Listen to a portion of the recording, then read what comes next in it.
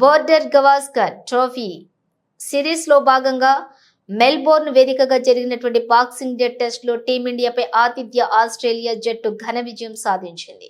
Aussies నిర్దేశించిన 340 పరుగుల లక్ష్య ఛేదనలోని భారత్ 155 పరుగులకే కుప్పకూలింది.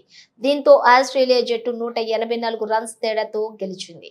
ఈ విజయంతో 5 మ్యాచ్లు బీజీటీ సిరీస్ లో 2-1తో ఆధిక్యంలోకి దూసుకెళ్లింది. భారత బ్యాటర్లలో యువ ఓపెనర్ యశస్వి జైస్వాల్ హాఫ్ సెంచరీతో ఒంటరి పోరాటం చేశాడు. అతనికి మిగతా బ్యాటర్ల నుంచి సహకారం కరువైంది. మధ్య రిషబ్ పంత్ కొద్దిసేపు క్రీజ్ లో యశస్వితో కలిసి నిలబడ్డాడు. ఈ ఇద్దరూ కలిసి ఇన్నింగ్స్ ను చక్కదిద్దే ప్రయత్నం చేశారు. 33 పరుగులకే 3 వికెట్లు కోల్పోయిన దశలో క్రీజ్ లోకి వచ్చిన పంత్ కొద్దిసేపు ఆసీస్ బౌలర్లను నిలువరించాడు.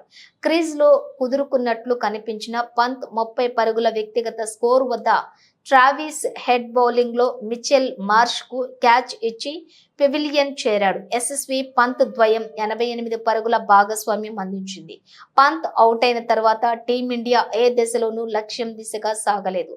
వచ్చిన బ్యాటర్లు వచ్చినట్లుగా పెవిలియన్ బాట పట్టారు. యశస్వి కూడా 84 రన్స్ వద్ద అవుట్ కావడంతో భారత్ పరాజయం ఖాయమైంది. చివరికి రోహిత్ సేన 79.1 ఓవర్లలో 155 పరుగులకు ఆల్అౌట్ అయింది. ఆస్ట్రేలియా బౌలర్లలో కెప్టెన్ ప్యాట్ కమిన్స్, బోలాండ్ చెరో 3 వికెట్లు తీయగా Nathan Lyon 2, Mitchell Starc, Travis హెడ్లతో వికెట్ పడగొట్టారు.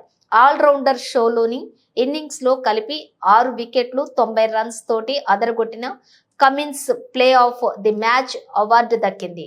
ఆస్ట్రేలియా మొదటి ఇన్నింగ్స్ 474, రెండో ఇన్నింగ్స్ 234, భారత్ మొదటి ఇన్నింగ్స్ 369, రెండో ఇన్నింగ్స్ 155.